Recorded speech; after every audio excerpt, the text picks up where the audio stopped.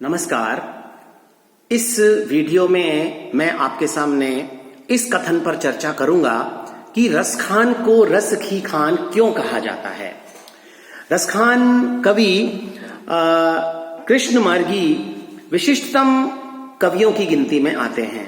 उनकी विशेषता, जैसा कि मैंने पिछले वीडियो में बताया, यह है कि वे मुस्लिम होते हुए भी भगवान श्री कृष्ण की भक्ति करते हैं और अनन्य भाव से, समर्पण की चेष्टा से वे भक्ति करते हैं। कृष्ण की जन्मभूमि और कृष्ण से संबंधित प्रत्येक वस्तु के प्रति उनका लगाव उनकी इस भक्ति को और ऊंचा सिद्ध कर देता है। उनकी रचनाएं पाठक को भाव विभोर कर देती हैं, रसमग्न कर देती हैं और सख्य भाव की भक्ति के द्वारा उन्होंने हिंदी साहित्य को एक अद्भुत साहित्य प्रदान किया। पुष्टि मार्गीय सगुण लीला भाव के भक्त होते हुए भी प्रेमानुभूति में कुछ सूफी संतों के समक्ष वो ठहरते हैं। प्रेम की भावनाओं के आलंबन रूप में उन्होंने श्री कृष्ण को ग्रहण किया है और उनका प्रेम लौकिक वासना के ऊपर उठकर प्रेम के उदात्त स्वरूप को व्यक्त करता हुआ विश्वजनीय हो गया है। रस की खान इसलिए कहा जाता है रस खान को कि उन्होंने आदर्श रूप में एकांगी और निस्वार्थ प्रेम को अपनाया है।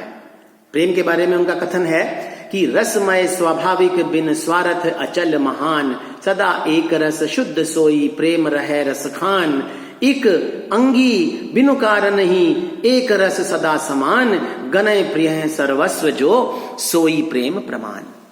रसखान की विशेषता उनकी प्रेम की अनन्यता में है।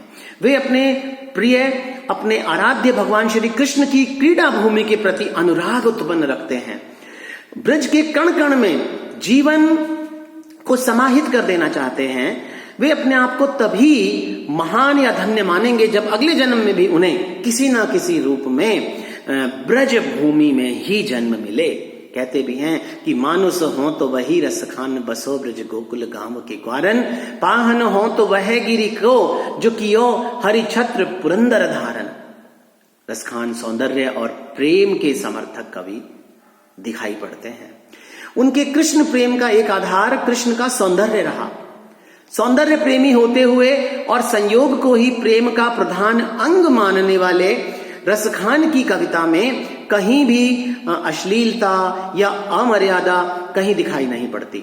उनके राधा कृष्ण रीतिकालीन संसारी कृष्ण राधा कृष्ण नहीं हैं, बल्कि भक्ति कालीन आध्यात्मिक ईश्वर हैं।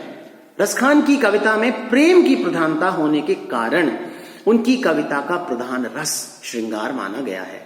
इसी से उनकी कविता का रस अक्षय स्रोत की भांति प्रवाहित होता रहता है।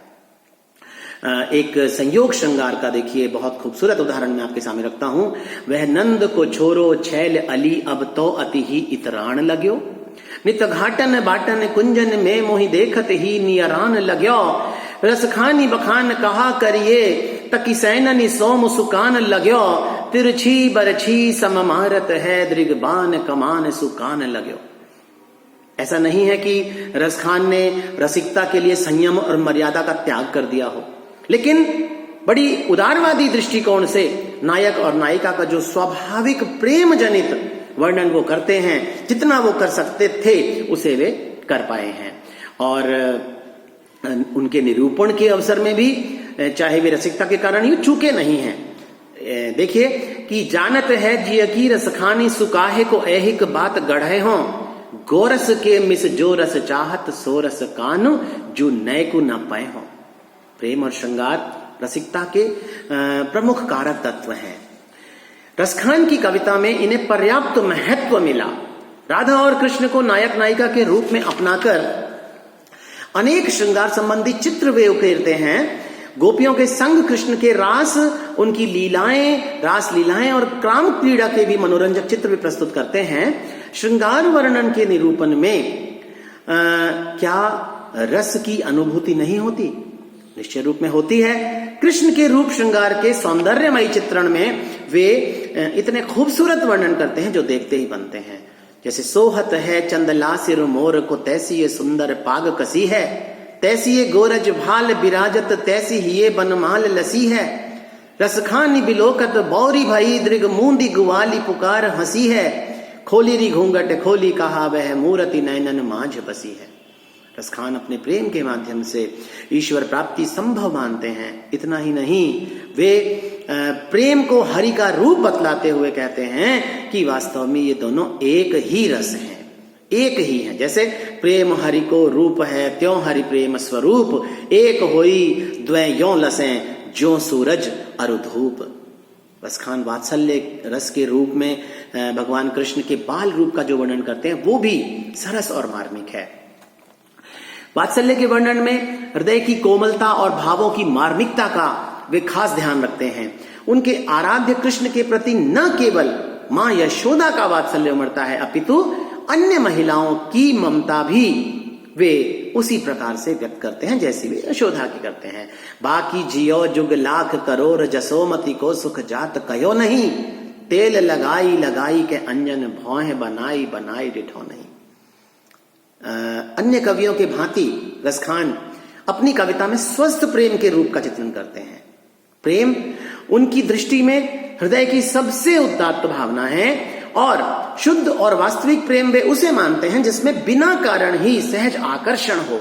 गुण, यौवन, रूप आदि के आकर्षण से जो प्रेम होता है उसे शुद्ध नहीं कह सकते।